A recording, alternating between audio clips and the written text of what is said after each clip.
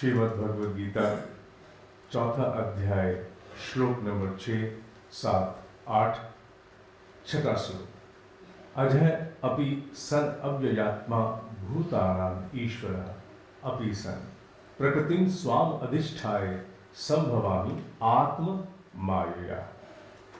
यह श्लोक एक ऐसा प्रादुर्भाव, एक ऐसा आरंभ करता है जिसे उपनिषद और वेदों में भी कहने से बहुत से ऋषि मौन रह गए, और वो है ईश्वरीय चेतना के अवतरण की चर्चा। ईश्वरीय चेतना के अवतरण की चर्चा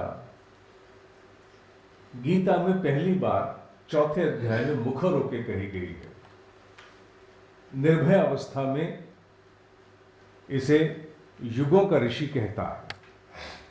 इसे समझना होगा, क्योंकि जहां अवतरण की बात आती है वहां बहुत सारी प्रक्रियाएं साथ में शुरू हो जाती हैं। यहां कौन किससे बात कर रहा है यह महत्वपूर्ण है। भगवत गीता में यह समझना सबसे आवश्यक है, कौन किससे चर्चा कर रहा है। चौथा अध्याय आरंभ होने के पश्चात हमने बार बार ये बात सामने आई कि चर्चा चौथे अध्याय में मनुष्य के भीतर उभरते हुए बोध का एक प्रकार से दर्शन है। जैसे जैसे आपको भीतर एक जागृति आती जाती है, आपको नए तथ्य, नए रहस्य पता लगते हैं। उस समय आप में दो लोग हो जाते हैं, एक व्यक्ति में दो जीव होते हैं। एक जीव वो जो अब तक अंधकार में था, जिसे कुछ ज्ञान, विशेष ज्ञान नहीं था। एक वो जिसे अब बोध होना शुरू हो गया है। इन दोनों के बीच चर्चा। हम भी अध्यात्म से जब कभी जुड़ते हैं तो यकायक विश्वास नहीं होता। हम लोग उतार चढ़ाव में, विश्वास और अविश्वास में, थपेड़ों में रहते हैं। अध्यात्म की साधना में साधक के साथ एक बड़ी विलक्षणता होती है। कभी हम विश्वास से बहुत पूरित होते हैं और कभी लगता है कि बिल्कुल कुछ नहीं है। ज्वार भाटों में होते हैं, उतार चढ़ाव में होते हैं। और भगवत गीता में सबसे बड़ा सौंदर्य यह है कि इस गीता के साथ मैं ऐसा मानता हूं, मैं अपने लिए इसलिए कहूंगा क्योंकि भगवत गीता एक श्रुति है। ये कह देना कि केवल यही सत्य है, यह सबसे बड़ा असत्य होगा। जब श्रुतियों के बारे में बोला जाए तो बड़ी सावधानी से बोलना चाहिए, because when it comes to interpret the immutable facts of knowledge that cannot be mutated, one cannot be assertive, one has to interpret with sagacity. बुद्धिमत्ता का उसमें प्रयोग आवश्यक है। जो मैं कह रहा हूं यही सत्य होगा जरूरी नहीं है। इस काल के लिए यह सत्य है, किसी और काल के लिए भगवत गीता का कोई और सत्य हो सकता है। आज के अनुरूप जो मेरी समझ मुझे कहती है वो ये कहती है कि इसमें कृष्ण और अर्जुन का जो संवाद है वो मनुष्य के भीतर अविकसित अवस्था और विकसित अवस्था का है। इन दोनों के बीच संवाद है। जब मनुष्य में जागृति आती है, बोध प्राप्त होता है, डीपर अंडरस्टैंडिंग, तो उसको अपने बारे में, अपने विषयों के बारे में, क्योंकि जब भी आपको कोई जागृति प्राप्त होती है तो उस जागृति के पश्चात आप अपने जीवन के विषयों, व्यक्तियों और परिस्थितियों को, the subjects, the people and the situations of your life, you acquire a new perspective. लोग वही होते हैं, विषय वही होते हैं, परिस्थितियां वही होती हैं, समझ में एक विकास होता है। और वही बात हम गीता के संदर्भ में देख रहे हैं कि जैसे जैसे जागृति प्राप्त हो रही है, अर्जुन के भीतर जो कृष्ण भाव है, अर्जुन माने मैं, आप, हम सब, कृष्ण भाव कुछ नई बातें कहना चाहता है। यहां उसको समझाने की चेष्टा कर रहा है, उसका बोध भीतर का, कि मैं अपनी माया के अनुरूप स्वयं संभव होता हूं, अर्थात माया मेरे द्वारा रची हुई है।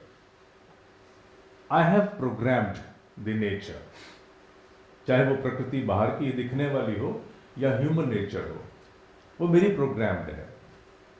मेरे इस प्रोग्रामिंग लेवल से ऊपर आने के लिए, जैसे कोई प्रोग्रामर एप्लीकेशन से ऊपर प्रोग्राम लेवल पर जाता है, लैंग्वेज के स्तर पर जाता है, तो वो अलग स्तर पर दर्शन करता है, उसके दर्शन अलग स्तर के होते हैं।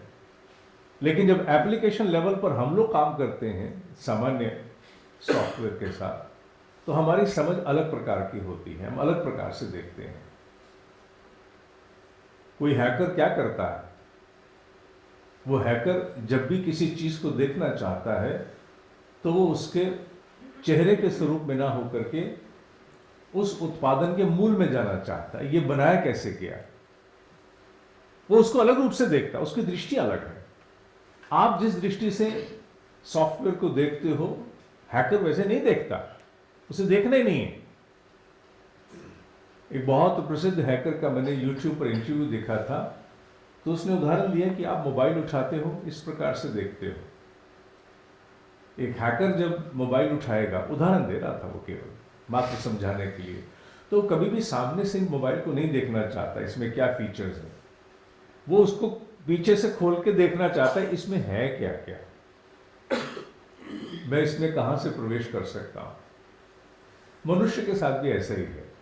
सामान्यतः जब हम एप्लीकेशन लेवल पर अपना जीवन जीते हैं, the way we are programmed, we out of our instinctive conduct we go on responding to people, situation and subjects. लेकिन जैसे एक जागृति आती है, हमें एक ऐसी योग्यता आती है कि हमें बोध जागता है, तो हम अपने सामान्य व्यवहार से जो नैसर्गिक है, इंस्टिंक्टिव है, ऊपर उठ करके अपने आप को ही एक अलग दृष्टि से देखना शुरू करते हैं। Oh, this is not the true me, true me is bit different. और इसी बात को उन्होंने कहा कि मैं अपनी माया को वश में करके, अपनी माया को वश में करके, माने अपने प्रोग्राम को समझ करके मैं संभव हो जाता हूं। I can create changes whenever I want to interfere। अवतार का मतलब क्या है? इंटरफेयर करना। अवतरण का मतलब है इंटरफेरेंस करना, हस्तक्षेप करना, चलते हुए काम में बीच में कुछ बदलने की चेष्टा करना, कोई सर्जरी करना। लेकिन सर्जरी के लिए पहले उसको किस प्रकार से सर्जन ऑपरेट करेगा, इसकी भी विधि है, प्रोसीजर है। तो प्रोसीजर समझा रहे हैं छठे श्लोक में कि मैं अपनी प्रकृति को वश में करके और संभव होता हूं। I become possible by gaining an edge at my program. मैं अपने प्रोग्राम में एक एज लेकर के और संभव होता हूं। इससे अधिक उन्होंने मेरे अनुरूप छठे अध्याय में कहने की चेष्टा नहीं की है। और मनुष्य में होता भी यही है, जैसे जैसे जागृति आती जाती है, समझ आती जाती है, वैसे वैसे उसको अपने पुराने रिस्पॉन्सेस, पुराने व्यवहार, पुराने तौर तरीके, पुराने रवैये, वो उसको बेमाने दिखते हैं कि no it was not so. मैं तब उस समय उस समझ का नहीं था, मेरे पास वो तब तक समझ नहीं थी। आई वॉज नॉट टू, बड़ा सामान्य शब्द है, I was not that mature, I was not that mature. Maturity प्राप्त करना माया को वशीभूत करके संभव होना ही होता है। इसकी स्टेजेस हैं। सामान्य स्तर पर हम कहते हैं कि मुझे इस विषय की तब तक समझ नहीं थी, मेरी दृष्टि तब तक इतनी विकसित नहीं थी। I was not that mature. Today I think differently, I am mature. अर्थात वो माया जो तब मेरी समझ पर व्याप्त थी, आज मैं उससे ऊपर उठ के आया हूं। I become more wise, I can distinguish, discriminate, discern. आज मैं भेद कर सकता हूं। यही बात कृष्ण समझाने की चेष्टा कर रहे हैं, मुनि वेद व्यास कृष्ण के माध्यम से, कि मैं अपनी प्रकृति को वशीभूत करके संभव हो जाता हूं। अगले श्लोक में इस श्लोक का मर्म आता है, रहस्य यही खुलते हैं। ये तो आप लोग गाइए मेरे साथ, बड़ा आनंद आएगा। यदा यदा हि धर्मस्य अभ्युत्थानम् अधर्मस्य तदात्मानं सृजाम्यहम्। इसका तो संगीत भी हमें रटा हुआ है। महाभारत सीरियल ने इसका संगीत हमें रटा दिया। जब जब धर्म की हानि होती है तब तब मैं संभव होता हूं, और जब जब धर्म की हानि होती है तब तक मैं संभव होता हूं। इसका सीधा तात्पर्य अगर हम लोग एक विवेचक की दृष्टि से देखें तो एक ही है कि इंटरफेरेंस, विशेष रूप से डिवाइन इंटरफेरेंस, केवल तभी होती है जब उसको लगता है कि अब पूरा प्रोग्राम का सत्यानाश होने वाला है। जिस रूप में मैंने इसको संजोया था उसका पूरा सत्यानाश हो जाएगा। तो क्या करते हैं वो, फिर इंटरवीन करते हैं। बहुत सारे वायरस आप नहीं डाल पाए। अब तो पहले तो एंटीवायरस भी एक तरह का होता था, अब एंटीवायरस भी अलग अलग तरह के हैं। मैलवेयर के अलग हैं, यूएसबी ड्राइव के एंटीवायरस अलग हो गए, और एंटीवायरस अपने आप में एक अलग हो गया। शब्द उनके अलग अलग हैं, लेकिन मैं एंटीवायरस बोल रहा हूँ सामान्य रूप से। माने अगर आपको आज अपने कंप्यूटर को पूरी तरह सुरक्षित रखना है तो 3-3, 4-4 तरह के अब एंटीवायरस हो गए, जिनके स्वरूप और कार्य क्षेत्र अलग हैं।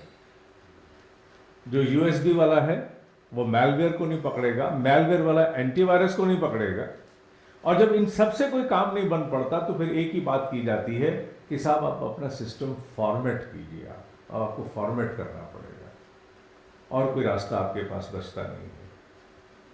यही बात उन्होंने कहने की चेष्टा की कि जब जब मेरे प्रोग्राम में, मेरी सृष्टि में धर्म की हानि, धर्म माने व्यवस्था, धर्म माने the natural order that should flow, जो प्राकृतिक स्वरूप है, जैसा होना चाहिए, वैसा जब नहीं होता तब मैं अवतरण लेता हूं, तब मैं इंटरफेयर करता हूं। लेकिन इसमें एक बात समझने की है जो सामान्य मानस में हम समझ नहीं पाते। हम आशा करते हैं कि इसका अर्थ ये होगा कि बहुत तहस नहस हो गई, अब कोई किसी के यहाँ कोई ऐसा जन्म लेगा जो इस प्रकार से ईश्वर होकर के आएगा। ज्ञानियों का ऐसा मत है